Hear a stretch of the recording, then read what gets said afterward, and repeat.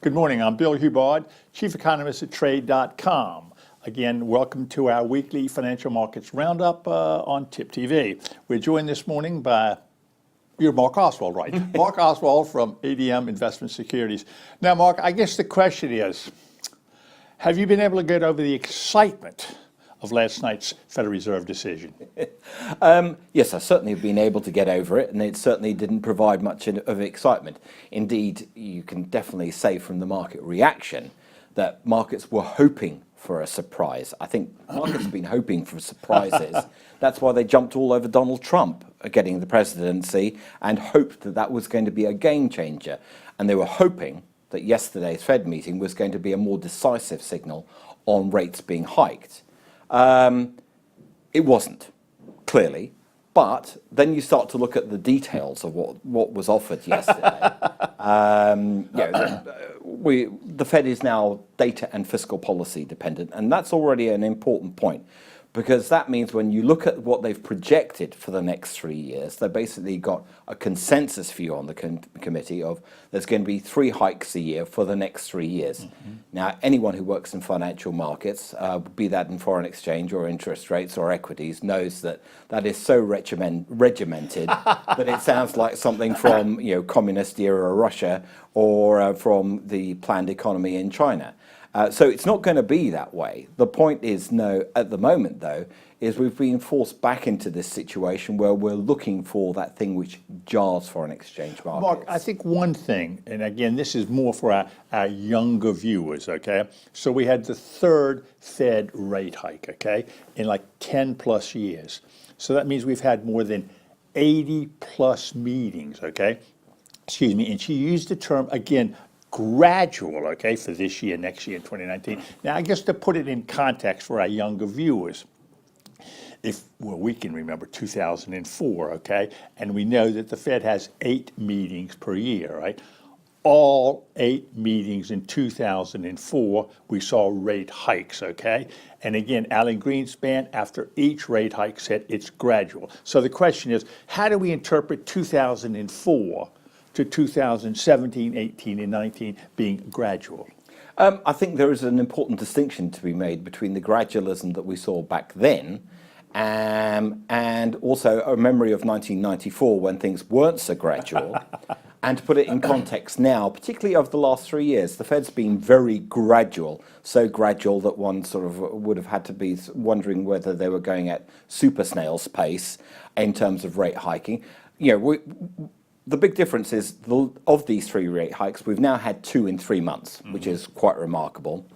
I think the contrast between now and the last 2 years is in the last 2 years there was always room for the Fed to basically be sensitive to developments in China, in Europe, to disappointing Q1 GDP data in the States, to be always sensitive to the fact that oil prices falling meant that headline CPI was weak. Now they're at close to target on the inflation side, which they acknowledged. They've got a symmetric view on the inflation risk. And what the situation that they don't want to end up in, and this is where the 1994 part is very, very important and contextually a change to what was there in the last 2 years. In the last 2 years, they could always defer. There was always some reason where they could. Now they're in a situation, actually, where they want to be gradual so that they don't actually end up in a situation where they do have to do 50 because they don't want to shock financial markets. I think I noticed she said at least twice, either directly or inferring not being behind the curve. And I know we've talked about this before. I have felt that they have been behind the curve since June 2015 at least. Yes. Oh, and then that's indubitably the case. The difference between now and the 18-month period between June 2015 and last December is that then they could afford to be behind the curve. Now they can't. And that is a burden of responsibility, which I think they actually all feel quite acutely, which is why you had this quite remarkable achievement, because I think one thing people haven't acknowledged properly is 2 weeks ago, before I went on holiday, the market was discounting 30% chance of Fed rate hike with some good verbal intervention, they managed to persuade the market to go to 100% in that 2-week period, even though the economic data was actually quite mixed. Well, I in mean, the even places. last night, I mean, after the decision and the press conference, the probability for June has dropped from 60 to 46, and the probability of 33 rate hikes this year is less than 40.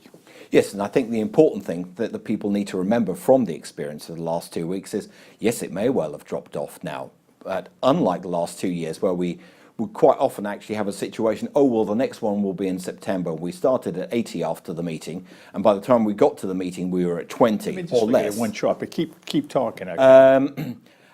Is that now we actually know that the Fed can change the narrative, which before it Yes. couldn't. And that is an important... Couldn't or didn't?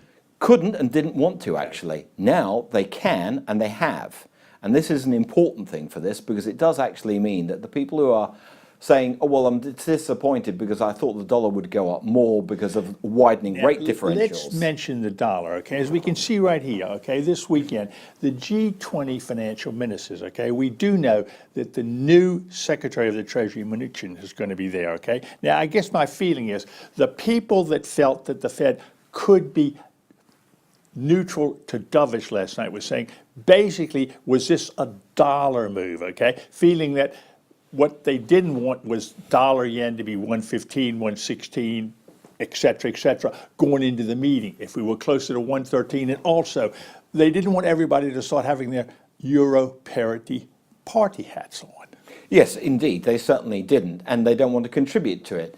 And that's why they probably in the first, they did in passing mention, it hasn't actually had much discussion, that they are still looking at balance sheet reduction. Yes. And it's been clear that from the narrative that we've had from the Fed this year, that one of the things that they've been looking at is if they were in a situation where they really would have to go every 2 meetings, 25 basis points, they would widen out rate differentials too much with the euro and the yen. Excuse me, you just mentioned every 2 meetings. One thing we should mention to our viewers is the Fed has 8 meetings a year, but only 4 of those, every other meeting, has a press conference. Yes.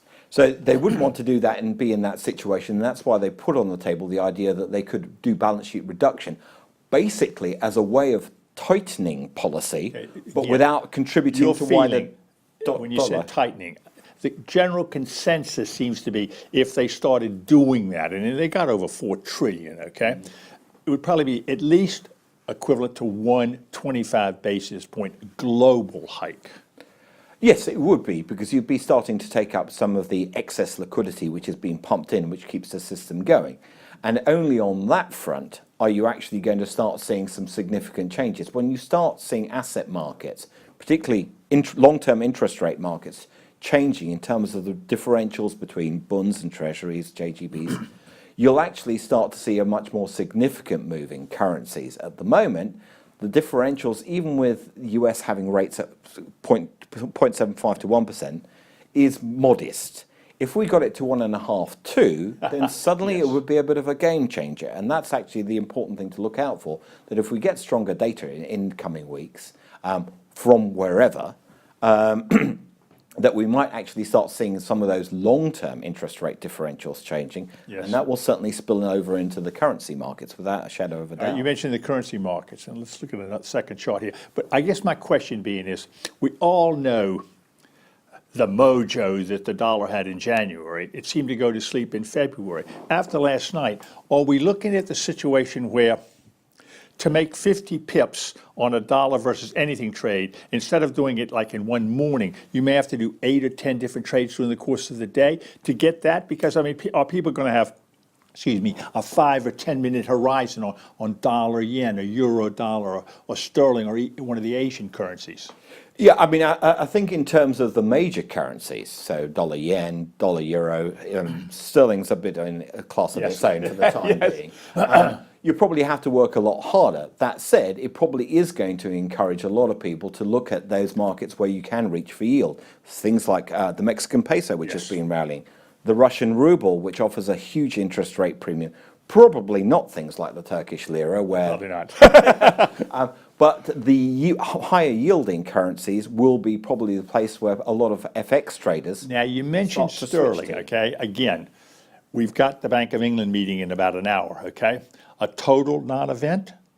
I think for the time being, the Bank of England, particularly after the average weekly earnings data yesterday, which showed average weekly earnings decelerating, and therefore not exercising any upward pressure on wage inflation, the Bank of England will feel justified in signalling for the time being that they have a neutral policy stance and they basically intend to be on hold for quite some time. In the longer run, if we see headline consumer price inflation picking up, there is going to be then some increasing pressure on the Bank of England, and if they don't To do what? to raise rates. Now, if they don't respond to that, if they can continue to say that they'll look through the rise in inflation, even if it goes above their presumed peak of 2.8%, then sterling will definitely start to come under pressure, above all against the dollar, and that's going to start to get interesting. Because, I mean, I think if we're looking at a positional move, I feel that against the dollar, sterling is probably the most susceptible to coming off. Of the major currencies, probably in the short term. Obviously, with the euro, the key issue is the French election still, even though I suspect it probably turns out to be not quite the event that it's been talked up to be, just as the Dutch election didn't prove to be yesterday. But it's still going to be the market's focal point. So whether it turns out that way or not, people are going to get rather overexcited by it and move the currency cross rate as in response to recent, whatever the latest polls are. Last two quick questions. I had one report that I got this morning basically saying that if Janet Yellen was having her interview for her job, okay, she would have gotten an A+++, feeling that, again, neutral, dovish to roll over for the next 4 years. Now, does that mean that all of a sudden, because I know before that, the people who were talking 3 hikes, whether it was going to be September or December, that's probably still there. Does it mean really that the market just may wait till midsummer holidays before they really get attuned to what's going on again? I don't think so. I mean, obviously the June meeting is going to be the one where we get the next set of consensus forecasts, and what people need to realize with this trajectory, which looks exactly the same pretty much as it did in December, is it has tightened up. Actually, all it would take now is one of the more dovish members to push up their forecast, and suddenly you've got a rate hike trajectory which says 3 rate hikes, not 3 more rate hikes on top of the ones this year. So there is quite a lot of risk there, and so we do need to actually listen to the Fed speakers as we go forward, because some of them may signal they're actually probably veering towards the hawkish side, particularly if you see anything which is more constructive, i.e. active on fiscal side. So I guess my last question very quickly, the data we know is the U.S. economy is improving. So you would feel that Fed speak in the geopolitical situation would be far more important than the economic situation?